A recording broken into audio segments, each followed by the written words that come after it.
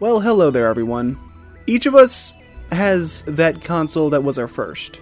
For me, it was the Xbox.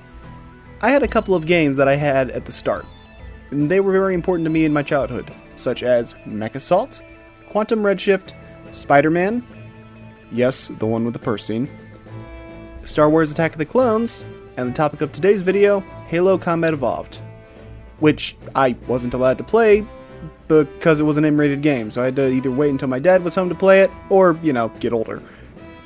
Anyways, I wanted to talk about this game some, and while I think a full review, retrospective, whatever the heck thing will be in the future, I'm also a guy that does a lot of rankings, especially boss rankings, but Halo Combat Evolved doesn't have bosses, unless you count them all. But I've wanted to try level rankings for a while, so today, I decided I will be ranking the 10 levels of Halo Combat Evolved from worst to best. Of course, it's Halo 1, which is a game beloved, so I'm sure at least somebody will be angry. Library apologists, leave your hate comments now.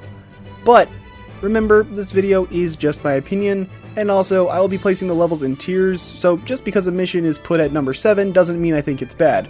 In fact, after this recent playthrough, there's only one level in Combat Evolved I actually hated, and one level I wasn't too fond of because of how long it dragged on, but we all know which one's going to be at the bottom, so let's begin this ranking with a pretty obvious placement. Number 10, The Library. Did you think it was going to be anything else?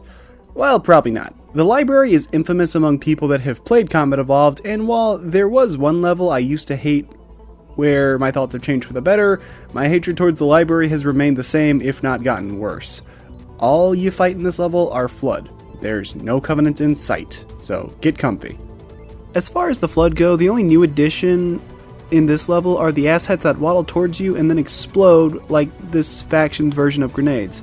So, why is the Library so infamous? Well, simply put, it goes on for too damn long, running through the same shit over and over again with no real end in sight.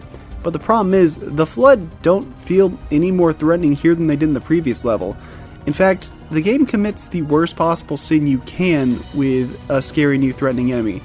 When the player's reaction to the scary enemy appearing changes from "oh fuck" to "oh fuck off," it has failed. And this level honestly almost ruins the Flood for me.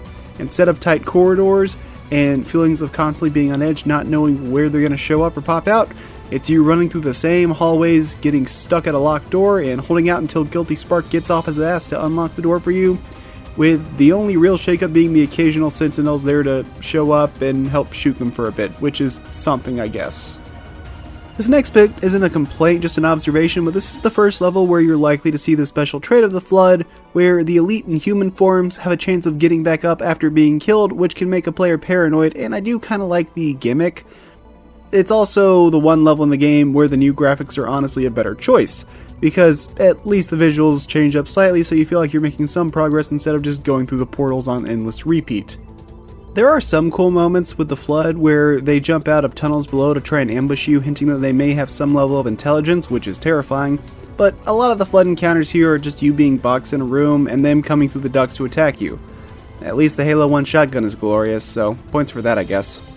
I kinda like the last arena and how we get to hear the full version of the Flood theme, showing there's still an intimidating new threat, but no longer this absolutely horrifying unknown faction like they were in the previous level. But even though there's one or two cool moments, that isn't enough to save the tedious and abysmal level. I'm sorry for the 5-hole fans of this level, but the general consensus is right. The Library just sucks. Number 9, Assault on the Control Room. Assault on the Control Room is a level I have very mixed feelings on. At its best, it's an adrenaline trip with epic battles, cool set pieces, and a hilarious speedrun challenge.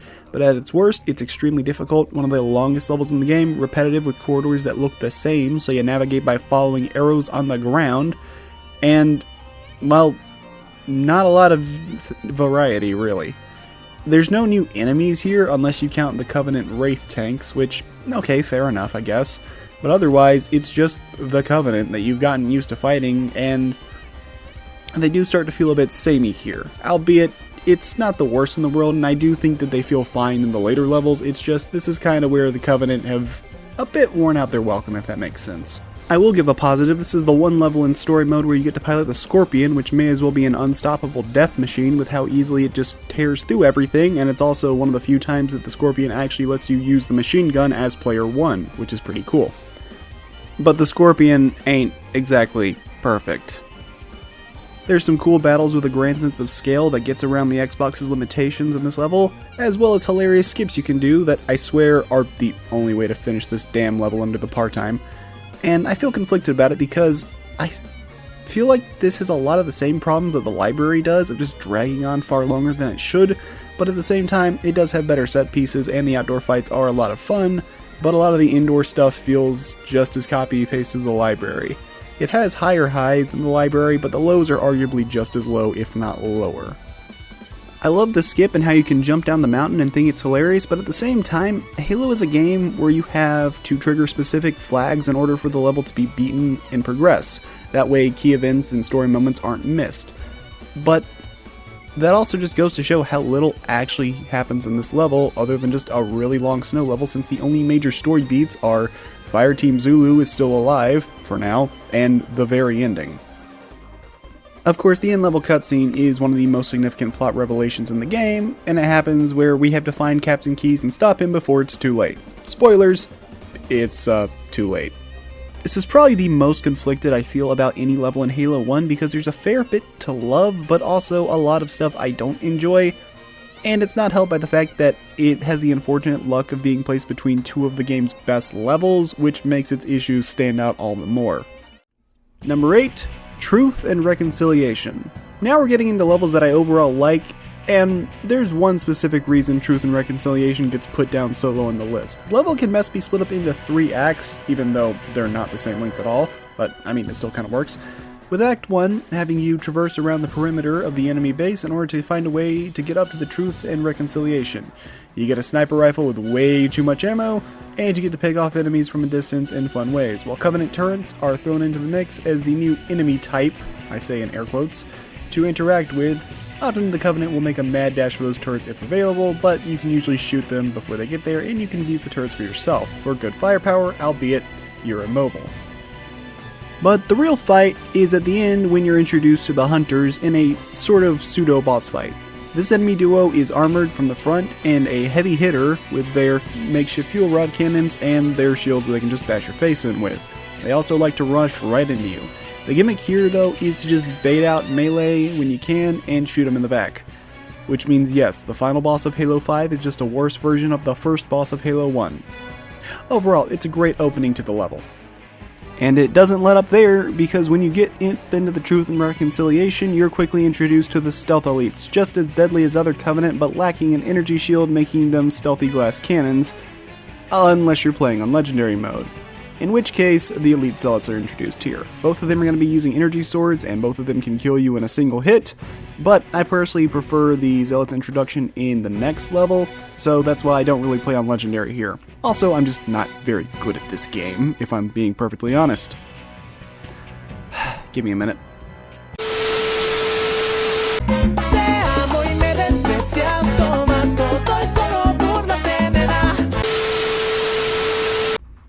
But busting your way into their ship, breaking into their hangar, and wiping out their forces is a ton of fun, even if the Marines have basically zero survival instinct. This is the level where it feels like the kitty gloves have truly come off, as while there may have been a tough arena or two in the previous levels, this is the first time I've found there's a genuine threat of death outside of Legendary, where everything can kill you. Elites tend to fight in squadrons, and getting picked off by enemies with your sniper rifles can be a lot of fun, even if it does have way too much ammo and even if it's not a good close-range weapon. Still, there is one big reason why the level falls off for me. The level falls off hard for me near the end when it's time to save Captain Keyes. He joins you in the fight, which is cool, but the problem is the final act of the level turns into an escort mission. On the plus side, Keyes isn't helpless as he has respectable enough HP to take some stray bullets and keep on trucking. The problem is, this is Halo 1 and the dude is using a Needler, one of the most dangerous weapons to both enemies and the wielder in Halo 1. And that's to say nothing about the fact of stray grenade can be a death sentence even when you have an energy shield, making death very possible and very annoying because if he dies, you gotta restart the segment. On the bright side, the final segment is pretty short, and the ending cutscene is really funny when Captain Keyes rams the dropship right into the hunters. Number 7, Keyes. And after the Truth and Reconciliation, it's trying to talk about the Truth and Reconciliation again. But now the Flood have taken over everything, and Keyes is the darkest level in Halo. Because I can't fucking see anything. Good lord, game, what the hell? Honestly, I actually kind of recommend swapping to modern graphics for a bit just to see what's going on, but that's more of a nitpick here, and really that's only for the outdoor sections. The indoor sections are fine. You'll find yourself going back and forth between the Truth and Reconciliation and the destroyed ground below where the fuel is falling out. It makes a very interesting visual style that you don't really see in any other level in the game, which is nice considering that the latter half of Halo 1 is a lot of going back towards old areas that have been fucked up by the Flood. Either way, you'll also see a bunch of Covenant getting downright overrun by the Flood. This is another hard level, albeit one that more so gets its challenges from ambushes by enemies and choke points. And for a vast majority of the level, it's just a few Covenant soldiers getting annihilated and dozens of Flood coming out from wherever, in front of you, behind you, and even jumping down from the ceiling below. It can be a nightmare. This all culminates with you finding Captain Keyes, who has been growing more and more delirious, telling you to get the fuck out and blow this place the hell up as the level continues, until finally you reach him and he's already gone, taken by the Flood, despite his best efforts to hold them at bay in their mental conflict. There's no time to mourn, however, because the Covenant show up, and they are way tougher than before, with the highest rank elites being flanked by grunts carrying fucking fuel rod cannons, because why not give the Goomba of the game a rocket launcher? Genuinely though, even with the near endless waves of Flood, this is probably the one time I've seen the Covenant consistently win their skirmishes. This isn't some last bastion barely holding on. These are trained soldiers that are on cleanup duty, and they will kill the shit out of you and anything else in their way.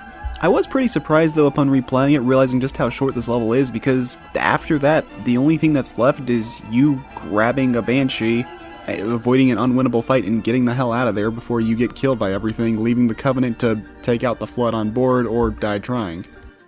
Number 6, Two Betrayals.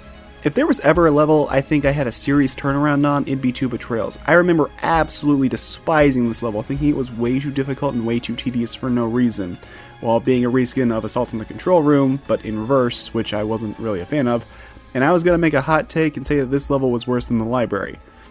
Then I replayed it, and to my surprise, while the level is still a serious challenge, and is in my opinion the hardest level in the game by a wide margin, I didn't hate it. I actually had some decent fun here. After a boss fight, if you can even call it that, against the Sentinels, you'll be greeted by the Covenant again, as they're here on cleanup duty and have a mission to eradicate the Flood and take you out as well. While the Covenant did fight the Flood in a previous mission, they were clearly overwhelmed and getting absolutely dominated, but that is not the case at all here.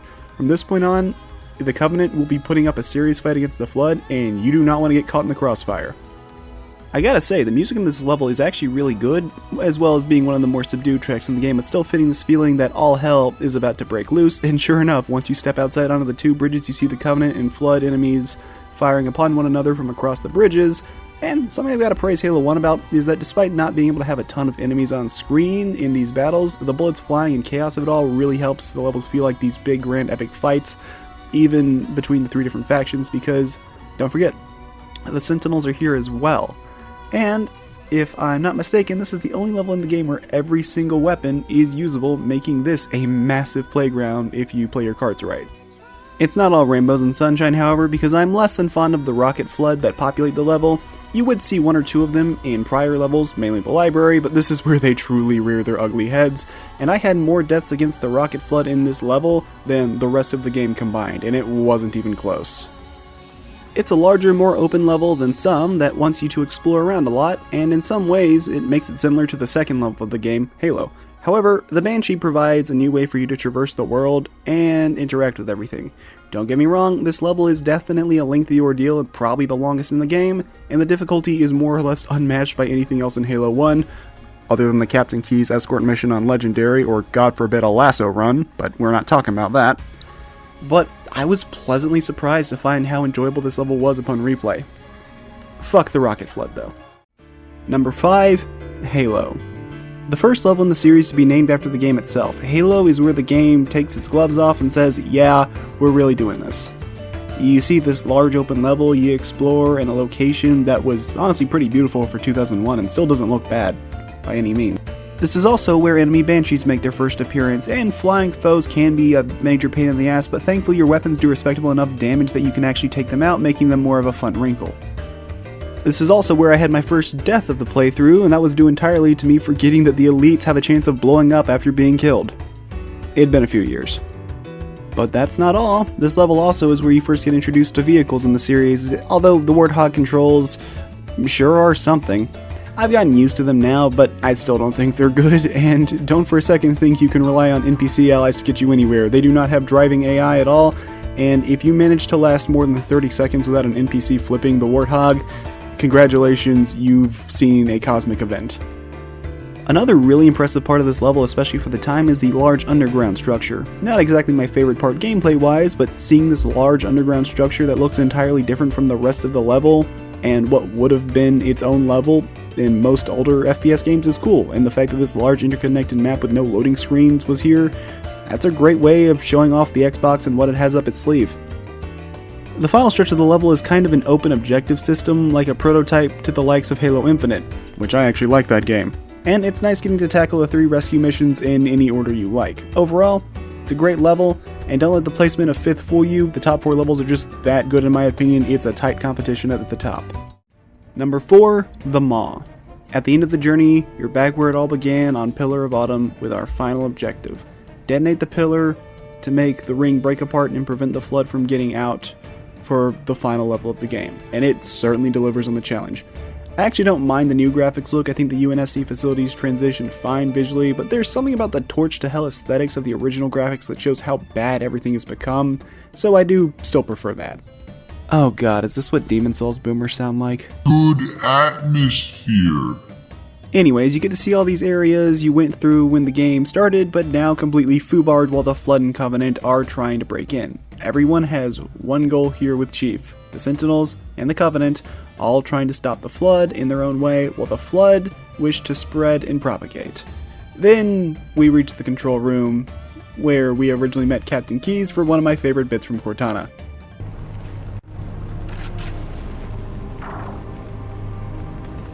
I leave home for a few days and look what happens. This won't take long. There. That should give us enough time to make it to a lifeboat and put some distance between ourselves and Halo before the detonation. I'm afraid that's out of the question, really. Oh, hell. While 2 Betrayals did have all 3 factions show up as enemies, here they're a lot more cramped together, so the fights can get a lot more chaotic, and this isn't a level where you can simply hold out because the enemies, mostly the Flood, will spawn near endlessly, and if the Flood haven't revived on you a ton yet, you're gonna see it happen here. And then when you finally make your way to the engines, you have your final boss fight of the game, so to speak. Although, while the other Halo games have proper boss fights, this one is more like a puzzle where you have to press a button to make the fusion reactors open up, then toss a grenade or shoot a rocket in. Though, plasma grenades don't seem to work, either that or I really suck at that angle. There's a ton of health and ammo around because the enemies spawn in endlessly, and while it's not an amazing final boss by any means, it's still better than most of its competition of the time. That being the Icon of Sin, Nihilith, Shub Demonetized, and the Strafe left to win bullet sponges. It's basic, but works for what it is, and I like it well enough, plus the music does a decent job staying intense, and it's one of the few times where the music will actually loop endlessly. Halo 1 doesn't really do boss fights, but I guess you could count the Wraiths and the Hunters and this. They work fine, and thankfully Guilty Spark keeps his quips minimal enough to be annoying, but in a fitting way, instead of a I'm gonna mute the fucking game sort of way. Then of course there's the end with the iconic bit where you have to make your escape as the last few Covenant show up to try and attack you, and everything starts to blow the hell up, and we've got to take a Warthog and GTFO. This is big and chaotic, it controls jankly on a good day, and flipping can really kill the mojo. And you know what? I kinda love it. After Echo 419 dies, rip a real one, and Cortana has a line read that doesn't match the subtitles, you have to escape while the main theme starts playing and the explosions become more and more common. Just keep flooring it and hopefully you'll make it to the very end as things get more intense and the countdown gets lower and lower. This part is an iconic moment in the series and in video game history in general, and it's sort of a rite of passage for those playing Halo. Overall, I think the Maw is a fantastic final level, it does a great job closing off the game, and the non-canon Sergeant Johnson theme is hilarious, but I didn't get it on this playthrough as I'm a coward who chose to play on normal mode rather than legendary this time around. And of course, we can't forget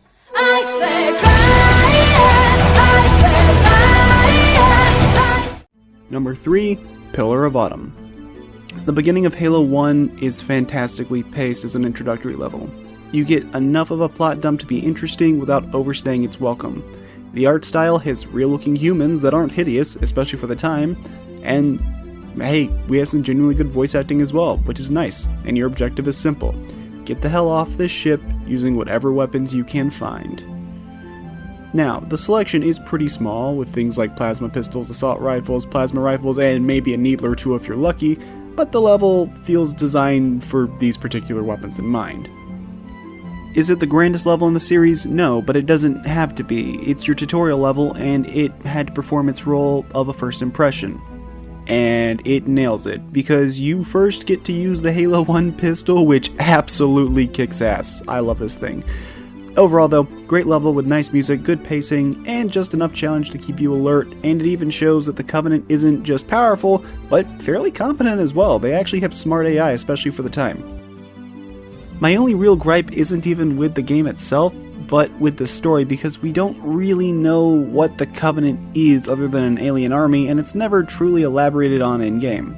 Halo 2 would go on to fix this, but prior to that launching, the only answers lied in the Fall of Reach novel, which, while not a bad read, having to use external media to understand the story of a game can often feel like homework, which is not always the best sign.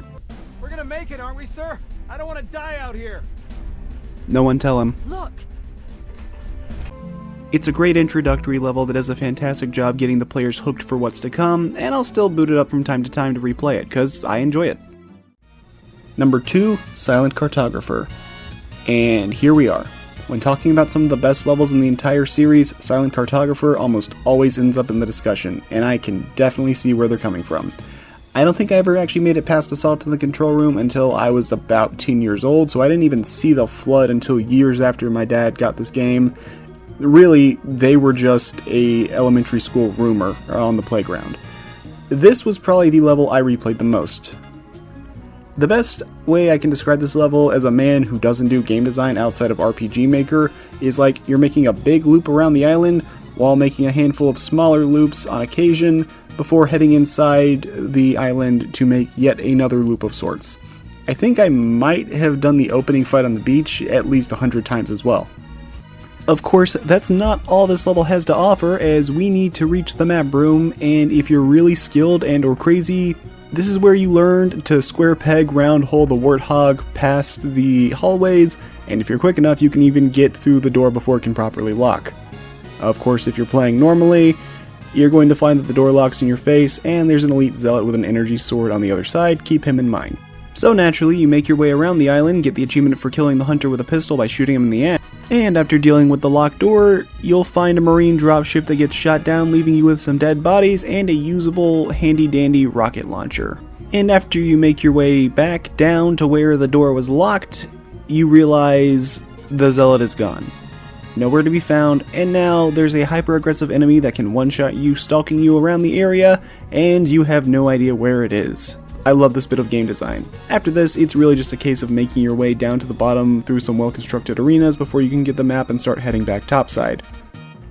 But as you make your way out, you're greeted by that same elite zealot who's now here and ready to kill you. Hope you got a high-powered weapon ready to go, otherwise you're going back to the checkpoint pretty quickly.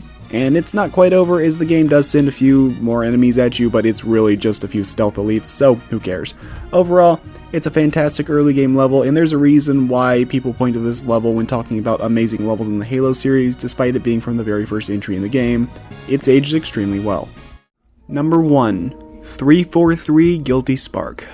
Silent Cartographer is the fan favorite pick for many, but for me, it couldn't be any other level. Mission 6, 343 Guilty Spark, is the point of no return, so to speak, where everything changes. You make your way through the surprisingly not poisonous swamp, fighting off Covenant while getting weird readings on your radar, and if you look around, yeah, something's not quite right here.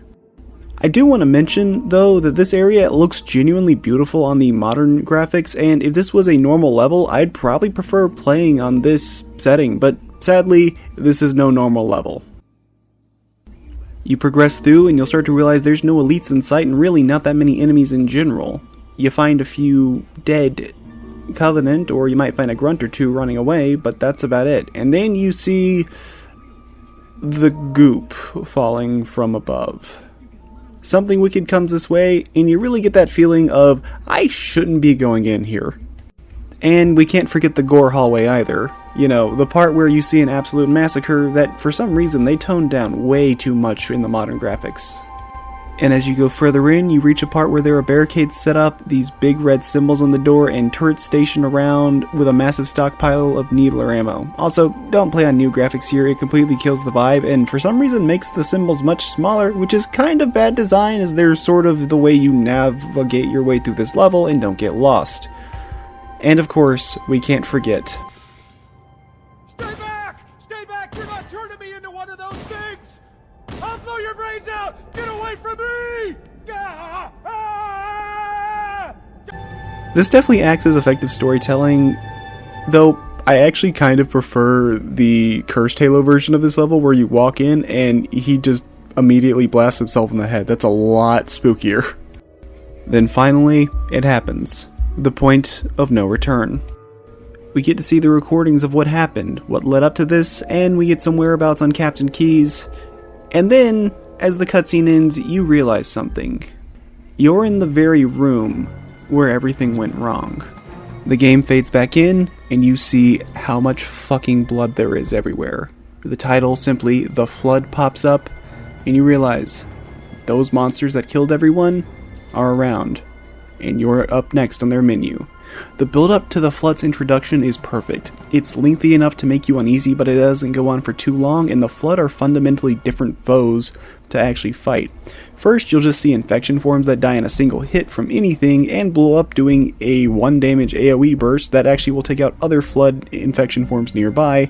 And then there's larger combat forms that lack shields but will jump right up at you and try to swipe at you with their tendrils. This is actually interesting because it's different from the elites that you fought earlier in the game. They have no self-preservation skills, they will rush you, and they will try to kill you. It's interesting how they take pretty much one of the most basic enemy AIs and turn it into, effectively, the big threat. This is a very bad situation. Everything here wants you dead, and even if you find the occasional surviving jackal or grunt, they're not long for this world either. But you're not completely up a creek without a paddle, as the game will finally be kind enough to bestow you with the workhorse of Halo 1's latter half, the shotgun. Unless you're playing on easy mode, then you already got it. If there are two weapons that have withstood the test of time in Halo, it's the Magnum and the shotgun. Use its power to one-shot any and all Flood that come your way if they're close enough. It's effectively the delete button or the scary enemy go bye-bye button, and I love it. Then of course, you finally find an elevator out of here, and why is it going down?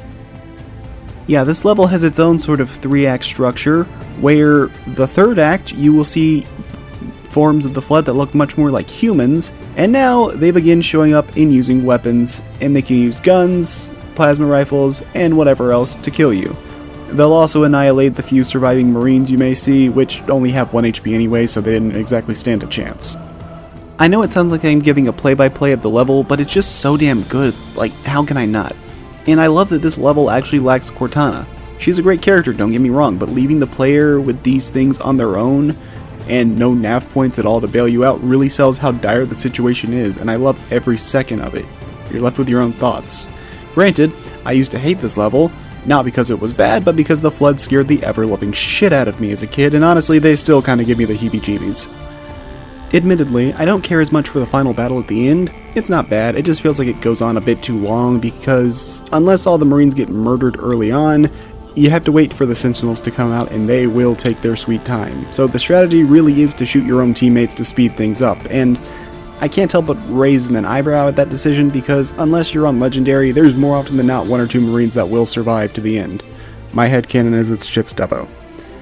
It's a shame that this is pretty much the only time in the series the Marines aren't completely helpless against a Flood either, because when the infection forms don't act as a giant one-shot button, they put up a solid fight.